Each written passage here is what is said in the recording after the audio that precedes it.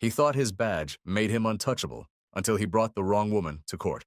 What occurs when an officer with an authority complex encounters a woman who surpasses him in every meaningful aspect? The incident began on a Wednesday evening in Toledo, Ohio, just past 11 at night, during those quiet hours when the city streets are nearly deserted except for occasional workers heading home or someone like Lieutenant Colonel Adrienne Wallace, traveling through the city after concluding a base conference 2 hours to the south. She was driving her government-assigned black SUV, windows lightly tinted, nothing ostentatious, just neat, modest, and understated, reflecting her personality. Adrienne had been traveling for some time, softly humming along with the rhythm of the wheels on the asphalt, her thoughts already partially focused on home. She maintained proper speed, stayed in her lane, and exhibited no unusual behavior. However, Sergeant Daniel Mercer perceived something different. Positioned just off Reynolds Road in his customary location, he sat with lukewarm coffee and his phone, feeling restless. The shift had been uneventful, with no emergency calls or incidents. Then, an unfamiliar vehicle appeared. He discarded his cup and pulled out. The emergency lights activated before Adrienne could even notice the patrol car following her. She reduced her speed, paused momentarily, then moved to the roadside, composed and controlled, exactly as her training had taught her. The patrol car door closed forcefully. She observed in her mirror as a tall figure approached, hand positioned on his weapon, flashlight in the other. He bypassed the passenger window and went directly to hers. "License and registration," he stated without any greeting. Adrienne kept her hands in plain sight, lowering the window partially. "Officer, could you explain the reason for this stop?" Mercer squinted, directing the light straight into her eyes. "You were weaving between lanes, failed to signal, appeared potentially impaired?" She raised an eyebrow. "I was not." "License and registration," he repeated with increased volume. Adrienne chose not to dispute. She moved carefully and purposefully, retrieving her documents from the glove compartment. While handing them over, she mentioned, "This is a government vehicle. I'm a federal employee." Mercer examined the identification briefly before responding. "Military?" "Yes." He displayed a slight grin. "That doesn't place you above legal requirements." "I never claimed otherwise." His demeanor became more confrontational. "Please exit the vehicle." Adrienne blinked. "Pardon me?" "I requested you step out of the car. I'm performing a sobriety assessment." Her jaw tightened, but she remained composed. "Based on what justification?" "I've cooperated. I haven't consumed alcohol. I'd like an explanation." Mercer moved closer. "Now you're resisting a legitimate command?" Adrienne remained stationary. "No, I'm requesting clarification." He disliked her response. He opened her door himself. "I require you to exit the vehicle immediately." At that moment, she calmly activated her phone's camera and began recording. "For clarity," she stated, "this encounter is being recorded." Mercer's gaze shifted to the phone. For the first instance, a trace of uncertainty appeared on his face, but he didn't retreat. Not yet. Out of the car. Adrienne stepped out, maintaining perfect posture. Not rebellious, simply resolute. She remained silent, didn't resist, but her bearing, even in civilian clothing, conveyed a different message. Mercer observed her, truly observed, and for the first time a quiet voice questioned in his mind what he was dealing with. But his pride was stronger. He conducted the field sobriety test, requiring her to walk a straight line under the street lamps as if she were some reckless driver on a weekend night. She succeeded, flawlessly. No speech impairment, no stumbling, no uncertainty. Nevertheless, he issued her a citation for failure to maintain lane position. Adrienne accepted the ticket without words, just a meaningful look. She returned to her car and departed into the darkness. But Mercer had no understanding that this ticket would resurface in a courtroom and transform everything. Sergeant Daniel Mercer wasn't inexperienced. 15 years on the force had etched deep creases in his face and deeper ones in his self-perception. He'd encountered everything from neighborhood confrontations to complicated traffic incidents, earning a reputation that made new officers nervous when he entered the room. But Mercer preferred it this way. He didn't pose questions. He issued commands. In his perspective, the badge represented control, authority, ultimate decision-making power. Whether dealing with a disrespectful teenager or a frustrated driver asking excessive questions, Mercer never yielded, and he never expressed regret. His West Side Toledo precinct understood what they possessed. An officer who'd complete documentation, arrive punctually, and never hesitate. This also meant they recognized he could be harsh, stern in tone, quick to intensify situations. But nobody truly challenged him, until that evening. When he returned to the station after the stop, he barely referenced it. He entered the citation into the system with a brief report. Failure to maintain lane. Possible impairment indicators. No arrest executed. He placed the body camera in the charging station as usual. The recording remained there for 2 days before anyone reviewed it. Meanwhile, Mercer discussed it casually in the break room. Woman attempted to assert authority over me, he told Officer Diaz. Displayed her government identification as if that should influence me? Diaz looked puzzled. Wait, she was military? Mercer shrugged. So she claimed. Some federal employee with attitude. What was her name? Mercer leaned back, opened his snack, and replied, Wallace. Adrian Wallace. Diaz's expression changed. You mean Lieutenant Colonel Wallace? Mercer paused. How would you recognize that?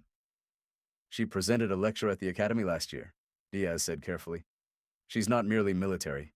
She's high-ranking. Manages logistics from Fort Wayne, Bronze Star recipient, 2 deployments. She's legitimate. Mercer dismissed it, brushing off the concern. I don't care about her status. On the street, I hold authority. But something in Diaz's tone persisted. That subtle note of caution, of respect. It chipped at Mercer's usual confidence. Still, he didn't review the footage. He didn't reconsider the ticket. In his mind, it was concluded and forgotten. But it wasn't, because Wallace had submitted a formal complaint the following morning, not only with Internal Affairs, with the Office of the Inspector General, and she wasn't isolated. The recording she made had already been forwarded to her legal team, and a copy was discreetly circulating through military command channels. Mercer remained unaware of any of this. He continued his routine, responding to minor incidents, speaking harshly to people during traffic stops, conducting himself like someone beyond consequences.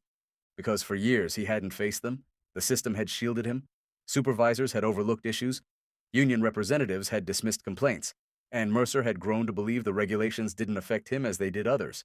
But now there was someone on the opposing side who wasn't intimidated, someone who didn't shout, didn't struggle, didn't collapse. She simply recorded everything, followed procedures, made one call at the appropriate time to the correct office, and she possessed evidence. But Mercer didn't anticipate it until the envelope reached his desk. Marked formal investigation. Adrian Wallace wasn't someone who created disturbances without cause. She wasn't theatrical. She wasn't confrontational. And she certainly didn't have time to pursue every minor injustice that crossed her path. Not after 22 years in uniform, 2 overseas tours, and enough dangerous situations to make most people surrender. But this instance was different, because she wasn't only considering herself. She was thinking about every young soldier she guided, every civilian she'd witnessed mistreated without advocacy. Every woman, especially every black woman who'd been compelled to suppress their dignity to avoid worsening situations, and she wasn't doing that anymore. Back at Fort Wayne, Indiana, Adrian sat in her office the morning following the stop, staring at her computer screen. She'd barely rested, not because she was furious, though she was, but because the entire incident kept replaying in her thoughts. How he addressed her as if she were insignificant, how his hand remained near his weapon, how he attempted to provoke her into reacting. She understood the pattern, knew what might have occurred if she hadn't maintained her composure, knew precisely how quickly situations could deteriorate, even with cameras recording. Her assistant, Sergeant Daniels, appeared at her door. You all right, ma'am? Adrian looked up, expression calm but determined. No, but I'm addressing it. He entered, closing the door. I viewed the footage, he said. Want me to contact the base attorney? Already completed, she replied. Retain you want to make this public? Adrian leaned back. I'm not seeking headlines. I'm seeking accountability. And she meant it. She'd spent her entire career leading with discipline, with integrity. Her rank wasn't merely something displayed on her uniform, it was something earned, through years of service, through decisions affecting lives. She'd commanded convoys through dangerous territories, coordinated disaster relief operations. She'd been responsible for personnel, equipment, and security across 4 continents. But none of that mattered when she was stopped on a quiet Ohio road. To Mercer, she was simply another suspicious driver who didn't respond quickly enough when questioned. And what troubled her wasn't just his treatment of her, but how comfortable he appeared doing it. That was the real issue. So Adrian made several calls, first to JAG, then to the Inspector General's office. She attached the footage, filed the complaint. She didn't exaggerate, she didn't dramatize, she simply stated the truth, supported by video evidence, and allowed the facts to speak independently. By week's end, the story had begun circulating within military legal circles. It hadn't reached the media. Not yet. But Mercer's name was now connected to an internal investigation. The department's legal counsel had been informed. And Adrian continued working, kept appearing, didn't mention it unless questioned, but behind the scenes, she was preparing something else. Because her attorney had suggested the stop wasn't just inappropriate, it might have violated federal policy given her government status without probable cause, and if necessary, they'd proceed to court. Adrian didn't hesitate at that prospect. She welcomed it, but Mercer still didn't believe this would advance. Not until he was summoned to appear before a judge. The envelope was thin, nothing elaborate, just a plain manila folder with his name typed on front and a return address from Lucas County Civil Court. Mercer opened it in the parking lot, partially distracted, assuming it was another traffic summons or departmental notice, but it wasn't. It was an appearance notice. A formal civil rights complaint had been filed. The plaintiff, Lieutenant Colonel Adrian Wallace. The charge, violation of constitutional rights during a traffic stop, including unlawful detention, intimidation, and abuse of authority. Mercer stood there momentarily, examining the document. Then he laughed, aloud. "No way," he muttered. "No way this succeeds." But when he returned inside the station, the atmosphere was different. His captain, Officer Redding, summoned him to the office. Door closed, blinds drawn. "Dan," Redding began, "we need to discuss something." Mercer sat, arms folded. "About what? The woman from the other evening? She's attempting to play victim?" Redding didn't smile. "She's not playing anything. Do you even understand who she is?" "I don't care who she is. She was pulled over, acted arrogant, and now she's upset I didn't show deference." Redding leaned forward. "She's not just some random motorist. She's a lieutenant colonel, a combat veteran. Her record's pristine. Her connections are extensive, and she has the entire incident recorded from two perspectives, yours and hers." Mercer scoffed. "So what? We just surrender, apologize because she has some insignia?" But we don't pretend this is insignificant either. You're going to court, and if this becomes public, and it will, it's going to explode." Still, Mercer couldn't abandon the arrogance. "She wasn't even arrested. I didn't touch her. I was following procedure." "You were on edge, Dan. You escalated. You treated her like a suspect before you even knew who she was." Mercer bit his lip. For once, he lacked a sharp response. The notice indicated the court date was scheduled for 3 weeks later. Meanwhile, word had spread throughout the department.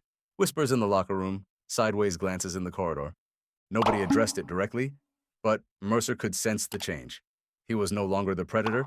He was wounded, and the others could detect it. Back at her base, Adrienne prepared differently. She didn't hold press conferences or demand attention. She met quietly with her legal team, reviewed every second of the footage, and outlined her experience in precise detail.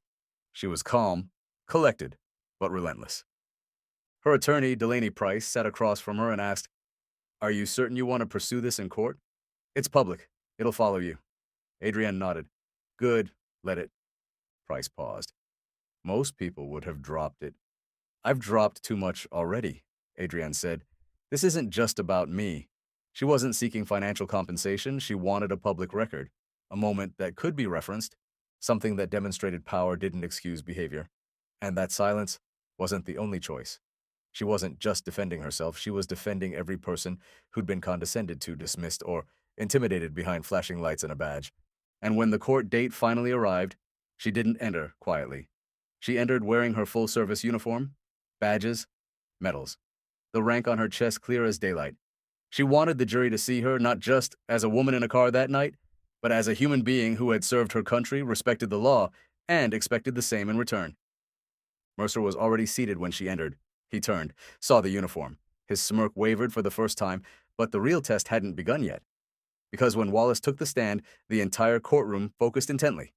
The courtroom was full, not with reporters, not yet, but with officers from both the local precinct and Fort Wayne's military base. Adrienne's colleagues entered silently, respectfully, dressed in uniform or professional attire, seated alongside civilians who had no understanding of what this case truly represented. To some, it appeared like a traffic stop gone wrong, but to Adrienne, it was the culmination of something deeper, something that had been building for years. Mercer sat at the defense table, rigid in his suit, face expressionless but tense. His attorney, Charles Brenner, leaned in and whispered something. Mercer didn't react. He kept his eyes on the judge. Then, Adrienne was called. She stood, adjusted her collar, and walked to the witness stand with the same quiet discipline she'd used leading convoys through dangerous areas. She didn't hurry, didn't stumble. Every eye in the room was on her. Her ribbons caught the light.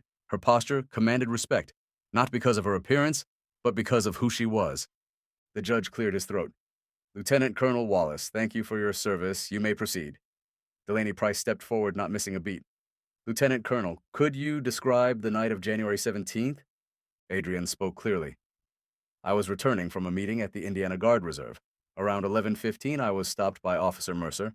There was no erratic driving, no signs of intoxication. I was compliant. I asked reasonable questions. He responded with aggression." She maintained a steady voice. "No edge, just truth." He demanded I exit the vehicle without explanation. When I asked why, he repeated the demand louder. At that point, I activated my phone to record the remainder of the stop. Delaney nodded. Did you ever refuse a lawful order? No. Did you resist in any way? No.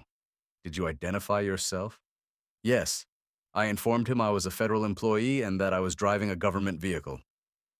The courtroom remained silent. No coughing, no rustling, just her voice and the soft scratching of pens on paper. Then came the playback. First, Adrienne's phone footage, steady, clear, damning, then the body camera. It showed everything. Mercer's tone, his posture, his hand hovering near his weapon, even when she was fully cooperative, the unnecessary field test, the dismissive attitude when she passed it. The jury didn't speak, they didn't need to, you could feel the shift in the atmosphere. Then came cross-examination. Brenner approached the stand with that careful tone lawyers use when they're trying to appear respectful, but probe deeply. Lieutenant Colonel Wallace, with all due respect, is it possible that Officer Mercer was simply following protocol? Adrienne didn't blink. No. Is it possible he was concerned for your safety, or the safety of others? I was driving within the lines. I was sober. I was not aggressive. There was no safety concern. And yet, you recorded the stop. Why? Because I've lived long enough to know that silence isn't protection. I wanted an accurate record of what happened. Brenner nodded slowly. So you don't believe officers should have discretion during stops? Adrienne looked at him and said calmly, I believe discretion must be paired with discipline. That badge isn't a free pass, it's a responsibility. That line hit. Even the judge paused before asking the next question. Then it was Mercer's turn. He walked up to the stand, not to testify, but to watch as the footage played again, this time frame by frame. Every pause, every clipped response, every time he looked at her like she wasn't human. The prosecutor leaned in. Sergeant Mercer, why did you ask her to exit the vehicle? Mercer stiffened. She looked evasive. Did she disobey any of your commands? She questioned me. Is that illegal? Mercer hesitated. No. Did she raise her voice? Make threats? No. So what made you escalate the stop? No answer. Sergeant Mercer, were you aware she was a lieutenant colonel in the U.S. Army? Not at the time. And if you had known, Mercer's voice dropped. I probably would have handled it differently. The room went quiet again. There it was. The truth. Or at least a part of it. Not regret. Just a slip of honesty. Mercer didn't see a person that night. He saw someone who didn't respond fast enough, didn't speak the way he preferred, didn't submit. And now, sitting across from her with her rank laid bare, the courtroom could see it too. But the trial wasn't over, because now the jury had to decide what accountability really looks like. 3 days passed before the verdict came in. The courthouse was quieter this time. No military uniforms, no off-duty officers watching from the back, and just Adrienne, her lawyer, and a few civilians who had followed the case out of curiosity. Mercer sat with his attorney, hands clasped, trying to maintain the same blank expression he'd worn through the entire trial. But this time, his jaw moved slightly, like he was grinding his teeth without even knowing it. The judge, Cynthia Morales, shuffled the papers on her bench and looked out across the courtroom. In the matter of Wallace versus Mercer, she began, the jury has found in favor of the plaintiff. Mercer shifted. Adrienne stayed still. The court recognizes a violation of constitutional rights during an unlawful stop and detainment. Furthermore, the court finds that the actions taken by Sergeant Mercer were not aligned with department policy or basic expectations of professional conduct. No one clapped, no gasps, just the flat weight of consequence. Mercer's attorney leaned in and whispered, "We'll appeal." But even he didn't sound sure. The judge continued, "While no criminal charges will be filed at this time, the plaintiff is entitled to damages totaling $35,000, and this decision will remain on permanent public record. Furthermore, this ruling will be forwarded to the Department of Justice and the Toledo Police Department for internal review and policy evaluation." Adrienne didn't smile. She didn't pump her fist or celebrate. She just nodded once, not to the judge, not to the jury, but to herself. She had done what she came to do. After the hearing, Mercer stood outside the courthouse, pacing near the bottom steps. Reporters had started to show up, not in big waves, just a few local outlets, but enough for him to look down and cover his face with a folder as the cameras clicked. He didn't speak, didn't make a statement. He just walked to his car and drove off. Inside, Adrienne stopped in the hallway, pulled out her phone, and read the notification. "Verdict in your favor. Case closed." Her attorney caught up to her. "You could have asked for more." Adrienne shook her head. "It was never about the money." Delaney looked at her for a second. You think it'll change anything? Adrian turned toward the glass doors and said, I don't know, but maybe next time he pulls someone over, he'll think twice. A week later, Mercer was put on administrative leave while an internal review was conducted. Rumors said he might be reassigned. Others said this was the beginning of the end for his career. Either way, the shield that had once protected him was cracked, and everyone could see it. At Fort Wayne, Adrienne returned to her duties like nothing had happened. She wasn't interested in being a hero. She didn't want interviews. She had work to do, people to train, missions to manage, responsibilities to uphold. But within her command, the message was clear. You don't always have to raise your voice to demand respect. You don't always have to break to prove you've been wronged. And sometimes, the quietest stance speaks the loudest. But even with the verdict behind her, Adrienne knew the fight wasn't over. Because accountability isn't just about punishment, it's about what comes next. 2 months later, Adrienne stood in front of a room filled with young recruits at Fort Wayne. Most of them had only been in uniform a few weeks, fresh faces, open minds, hungry to serve. She wasn't there to talk about combat strategy or logistics this time. She was there to talk about leadership and what it means when no one's watching. She looked around the room and asked a simple question. How many of you think a uniform automatically earns you respect? A few hands went up, some half-hearted, some confident. She nodded. I understand why you'd think that, but here's the truth. Respect isn't something you're owed. It's something you prove, every day, every choice. She let the silence hang for a second. Same goes for power, she continued. The badge, the rank, the authority. It's not a shield, it's a weight. And if you can't carry it with discipline, you don't deserve to carry it at all. In the back, one of the newer soldiers leaned forward, eyes locked. Adrian paused, then added, When I was stopped by an officer who forgot that truth, I could have yelled. I could have panicked. I could have let it slide. She looked around. I didn't do any of those things. I documented it, I filed, I showed up in court, and I told the truth. A long pause. That officer thought his badge made him untouchable until he saw my rank. Not just on my uniform, but in how I carried myself. That's the difference. That's leadership. The room stayed quiet. But it wasn't the kind of quiet that comes from disinterest. It was the kind that comes when something lands. Adrian closed the folder in front of her and looked up. Lead with character. Serve with integrity. And never forget, you don't just represent the uniform. You represent every person who came before you and everyone who'll come after. She stepped off the platform. Not for applause, not for thanks, but because the work was already done. Let this story serve as a reminder. Authority without accountability is just a mask for weakness. Speak up, stand firm, and when you see wrong, don't turn away, because silence is comfort for the guilty, but courage is protection for the rest of us. If you found this story meaningful, consider supporting this channel by subscribing and sharing these important stories with others who need to hear them.